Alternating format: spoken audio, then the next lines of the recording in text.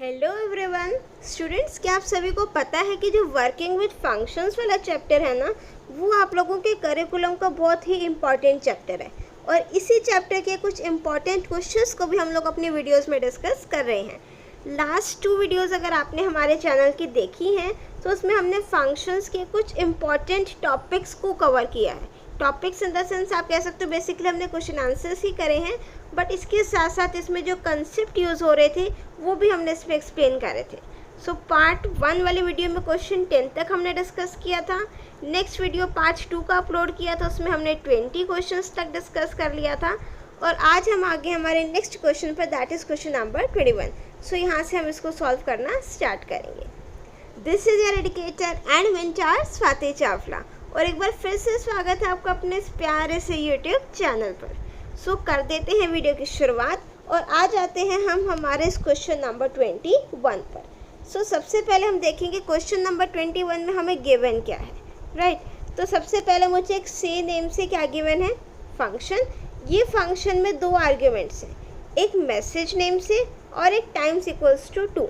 तो जो times equals to 2 वाला आर्ग्यूमेंट है, this is my default argument. That means कि जब भी हम फंक्शन को कॉल करेंगे और सेकेंड आर्ग्यूमेंट की वैल्यू अगर मैं पास नहीं कर रही तो बाय डिफ़ॉल्ट वो क्या लेगा, 2। अदरवाइज जो वैल्यू हम पास करेंगे वो वही कंसीडर करेगा, राइट। सो यहाँ पर हमारा क्या है, message into times. Times variable में यहाँ पर तो इंटीजर है, ठीक है। मैसेज में अगर स्ट्रिंग होगा उसी अकॉर्डिंग हम उसको सॉल्व करेंगे। सो यहाँ पर जो है हमारी ये फंक्शन कॉल स्टेटमेंट है, राइट। सो मैंने यहाँ पर से फंक्शन को कॉल किया और हेलो यहाँ पर मैंने एक स्ट्रिंग पास करी। तो ये हेलो स्ट्रिंग आपकी किस में आ जाएगी, मैसेज वेरिएबल में। सेकेंड आर्ग्यूमेंट नहीं गिवन तो टाइम्स वेरिएबल के डिफ़ॉल्ट वैल्यू आप क्या ले लोगे, 2। तो मैसेज में मेरे पास स्ट्रिंग है, स्ट्रिंग को मैं इंटीजर से मल्टीप्लाई कर सकती हूँ। दैट मीन्स हेलो को मैं 2 से मल्टीप्लाई कर सकती हूँ। तो ये आपका एक तरीके से रेप्लिकेशन ऑपरेटर है। तो यहाँ पर मेरे पास क्या आ जाएगा, अपनी स्ट्रिंग को आप 2 बार लिख दोगे हेलो, और नेक्स्ट टाइम भी आपके पास क्या आ जाएगा, हेलो। ये आपका विदाउट स्पेस आएगा, ठीक है, स्पेस नहीं है बीच में।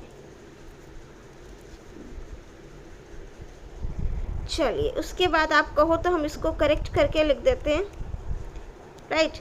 सो यहाँ पर आपको इसको विदाउट स्पेस ही लिखना है, डन। अब उसके बाद हमारा ये प्रिंट हो गया,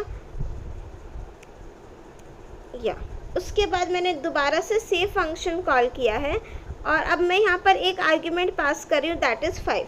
सो अगेन वो 5 कौन से वेरिएबल में आ जाएगा, मैसेज वेरिएबल में। और टाइम्स में अगेन मैं सेकेंड वैल्यू नहीं पास करे तो बाय डिफ़ॉल्ट क्या आ जाएगी मेरे पास, 2। अब देखो यहाँ पर क्या है 5 और टाइम्स में क्या है 2, दोनों इंटीजर हैं, मल्टीप्लाई कर सकते हैं। तो यहाँ पर क्या प्रिंट हो जाएगा, 10।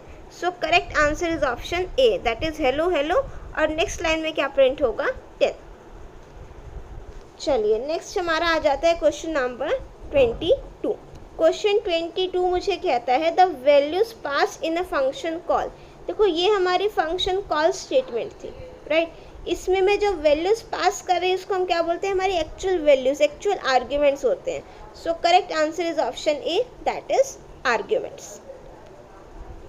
Next is question number 23। Question 23 मुझे कहता है in which part of memory does the system stores the parameter and local variable और function call। सो जब भी हम फंक्शन कॉल करते हैं वो कौन सा स्टोरेज मैकेनिज्म यूज़ करता है, स्टैक। और स्टैक हमारा किस पर बेस्ड होता है, LIFO property. LIFO property means last in first out. जो भी हमने लास्ट में इनपुट करा होगा वो सबसे पहले आपका फर्स्ट आउट होगा, राइट। चलिए नाउ नेक्स्ट हम आ जाते हैं नेक्स्ट क्वेश्चन पर, क्वेश्चन नंबर 24। अब इसमें आपको क्या बताना है, आउटपुट बताना है। What will be the output of the following Python code. So सबसे पहले मुझे यहाँ क्या गिवन है, g equals to 10। This is my global variable, right. यहाँ पर मैंने अपना फंक्शन डिफाइन किया, फंक्शन नेम क्या है, f। यहाँ पर मैंने स्टेटमेंट लिखी g equals to g plus 10 और मैं यहाँ पर अपने g की वैल्यू को प्रिंट करा रही हूँ। Here I am calling my function, right. So जब मैं अपना फंक्शन कॉल करूँगी सबसे पहले कंट्रोल यहाँ पर जाएगा। अब जो ये वाली स्टेटमेंट है g equals to g plus 10, ठीक है। अब ध्यान से देखिएगा बेटा, ये हमारा g क्या है, ग्लोबल वेरिएबल है। वैसे तो ग्लोबल वेरिएबल पूरे प्रोग्राम में कहीं पर भी एक्सेसिबल हो सकता है, बट यहाँ पर जो स्टेटमेंट है ना, अगर मैं अपने मेरा फंक्शन ग्लोबल वेरिएबल की वैल्यू को चेंज कर रहा है तो उसको पहले मुझे क्या लिखना चाहिए, वो ग्लोबल कीवर्ड से उसको क्या लिखना चाहिए था, ग्लोबल जी, बट उसने ग्लोबल जी नहीं लिखा, राइट। तो दैट मीन्स ये स्टेटमेंट मुझे क्या जनरेट करके देगी, एरर। अगर यहाँ पर ग्लोबल जी लिखा होता तो ये स्टेटमेंट एरर रिटर्न करके नहीं देती, या फिर अगर मैं सिंपल लिख देती g = 5 तो दैट मीन्स वो g आपका लोकल वेरिएबल हो जाता। बट अब यहाँ से मुझे क्लियरली दिख रहा है कि ये मेरा इस ग्लोबल वेरिएबल को एक्सेस कर रहा है, और ग्लोबल वेरिएबल को एक्सेस कर रहा है, उसने ग्लोबल जी भी नहीं लिखा है। अब ग्लोबल जी नहीं लिखा है तो दैट मीन्स ये मुझे क्या जनरेट करके देने वाला है, error. Now next is question number 25। Question 25 है what will be the output of the following Python code. ये वाला पाइथन कोड मुझे गिवन है, राइट। चलिए यहाँ पर आपको ऐड नेम से हमने एक फंक्शन डिफाइन कर रखा है, दो आर्ग्यूमेंट्स हैं num1 और num2। देखो जो फंक्शन डेफिनेशन में आर्ग्यूमेंट्स हैं these are your formal arguments. ये मेरी फंक्शन कॉल स्टेटमेंट है, यहाँ पर ये आपके एक्चुअल आर्ग्यूमेंट्स है 20 और 30। num1 num2 are your formal arguments, right. So यहाँ पर हमने स्टेटमेंट में फंक्शन को कॉल किया है ऐड 20, 30, तो दैट मीन्स यहाँ से ये ऐड फंक्शन कॉल हो जाएगा।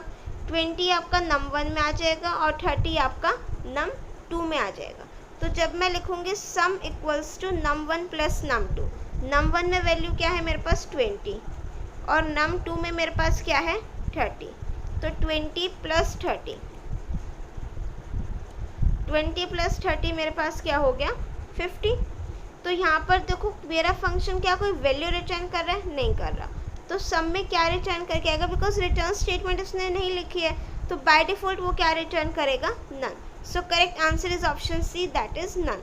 अगर यहाँ पर लिखा होता रिटर्न सम, तो सम की वैल्यू क्या थी 50, तो मेरा आंसर 50 प्रिंट होता, बट यहाँ पर रिटर्न स्टेटमेंट नहीं लिखी है। अब रिटर्न स्टेटमेंट नहीं लिखी है तो 50 भी रिटर्न नहीं करा रहा है वो। अब मेरा फंक्शन कुछ ना कुछ तो बेचारा रिटर्न करेगा ना, सो बाय डिफॉल्ट वो क्या रिटर्न करेगा, none.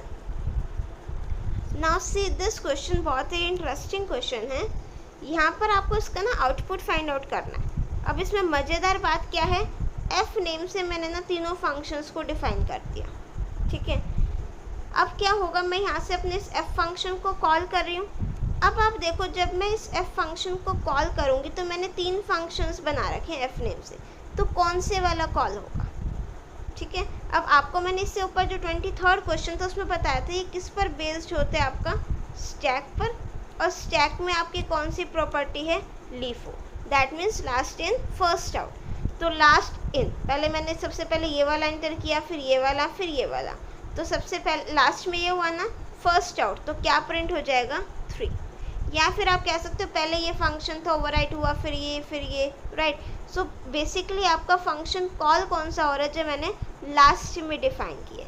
So correct answer for this question is option B, that is 3। That's all for this video. I hope सारे के सारे कंसेप्ट आपको एकदम क्रिस्टल क्लियर हो गए होंगे, कोई डाउट नहीं बचा होगा। If still you are having any doubt, you can write it in the comment section. And if you like my video, do press the like button and share your views in the comment section as well. और आगे आने वाली videos आपको किन topics पर चाहिए वो ज़रूर बताइएगा, बिकॉज आई एम थिंकिंग कि क्वेश्चन प्रैक्टिस बहुत ज़रूरी है, तो इसलिए मेरी जो आगे आने वाली मोस्टली वीडियोस होंगी दैट विल बी इसी टाइप की होंगी बेस्ड ऑन द क्वेश्चंस। और अगर आपको कोई और टॉपिक पर भी वीडियो चाहिए तो definitely you can mention it in the comment section as well. मिलते हैं नेक्स्ट वीडियो में, till then keep watching, keep smiling, keep studying. Thank you.